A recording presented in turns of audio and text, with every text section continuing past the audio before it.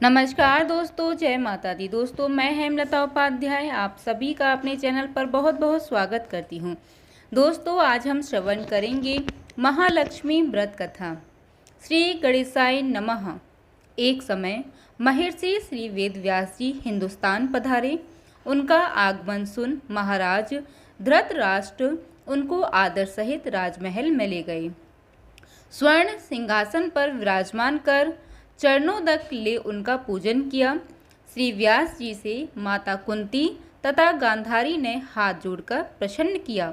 हे महामुने, आप त्रिकालदर्शी हैं, अतः आपसे हमारी प्रार्थना है कि आप हमको कोई ऐसा सरल व्रत तथा पूजन बताएं जिससे हमारा राज्य, लक्ष्मी, सुख, संपत्ति, पुत्र पौत्रादि व परिवार सुखी रहे। इतना सुन श्री वेद व्यास जी कहने लगे, हम एक ऐसे व्रत का पूजन व वर्णन कहते हैं जिसे सदा लक्ष्मी जी का निवास होकर सुख समृद्धि की वृद्धि होती है। यह श्री महालक्ष्मी जी का व्रत है जिसे प्रतिवर्ष आश्विन कृष्ण अष्टमी को विधिवत किया जाता है। हे महामुने, इस व्रत की विधि हमें विस्तार पूर्वक बताने की कृपा करें। तब व्यास जी बोले, हे देवी, यह व्रत भाद्रपद शुक्ल अष्टमी से प्रारंभ किया जाता है।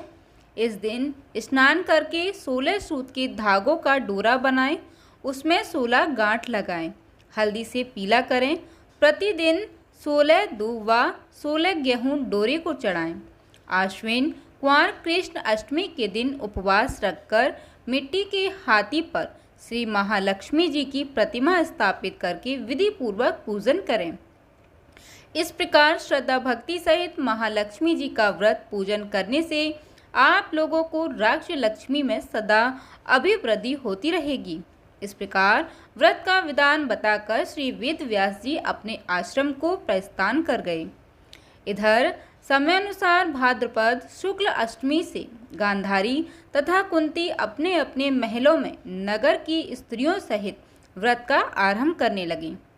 इस प्रकार 15 दिन बीत गए। 16वें दिन आश्विन कृष्ण अष्टमी के दिन गांधारी ने नगर की सभी प्रतिष्ठित महिलाओं को पूजन के लिए अपने महल में बुलवा लिया। माता कुंती के यहाँ कोई भी महिला पूजन के लिए नहीं आई। साथ ही माता कुंती को भी गांधारी ने नहीं बुलाया। ऐसा करने से माता कुंती ने अपना बड़ा अपमान समझा। उन्होंने पूजन की कोई तैयारी नहीं की एवं उदास होकर बैठी हुई। जब पांचों पांडव युधिष्ठिर, अर्जुन, भीम, नकुल और सहदेव महल में आए तो कुंती को उदास देखकर पूछा, हे माता, आप इस प्रकार उदास क्यों हैं? आपने पूजन की तैयारी क्यों नहीं की? तब माता कुंती ने कहा, हे पुत्र, आज महालक्ष्मी जी के व्रत का उत्सव गांधारी के महल में मनाया जा रहा है। उन्होंने नगर की समस्त महिलाओं को बुला लिया और उसके 100 पुत्रों ने मिट्टी का एक विशाल हाथी बनाया, जिस कारण सभी महिलाएं उस बड़े हाथी का पूजन करने के लिए गांधारी के यहाँ चली गईं, लेकिन मेरे यहाँ नहीं आईं। यह सुनकर अर्जुन ने कहा, हे माता, आप पूजन की तैयारी करें और नगर में बुलावा लगवा दें कि हमारे यहाँ स्वर्ग के ऐरावत हाथी की पूजन होगी। इधर माता कुंती ने नगर में ढिंडोरा पिटवा दिया और पूजा की विशाल तैयारी होने लगी। उधर अर्जुन ने बाण के द्वारा स्वर्ग से ऐरावत हाथी को बुला लिया। इधर सारे नगर में शोर मच गया कि कुंती के महल में स्वर्ग से इंद्र का ऐरावत हाथी पृथ्वी पर उतरकर पूजा जाएगा।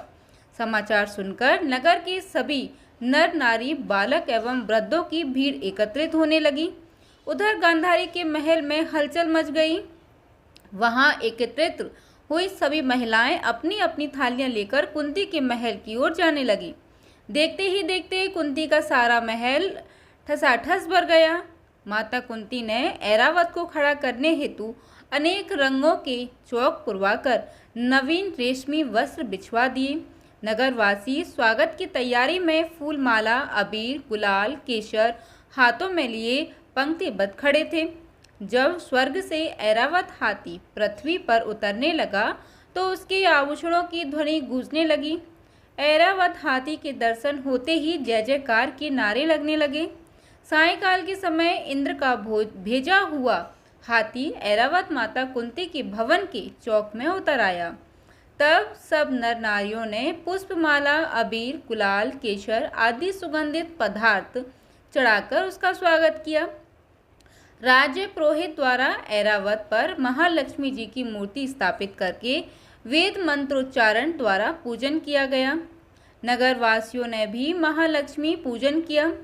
फिर अनेक प्रकार के पकवान लेकर ऐरावत को खिलाए और यमुना का जल से उसे पिलाया गया। राज्य पुरोहित द्वारा स्वशिष्ट वाचन करके महिलाओं द्वारा महालक्ष्मी का पूजन कराया गया।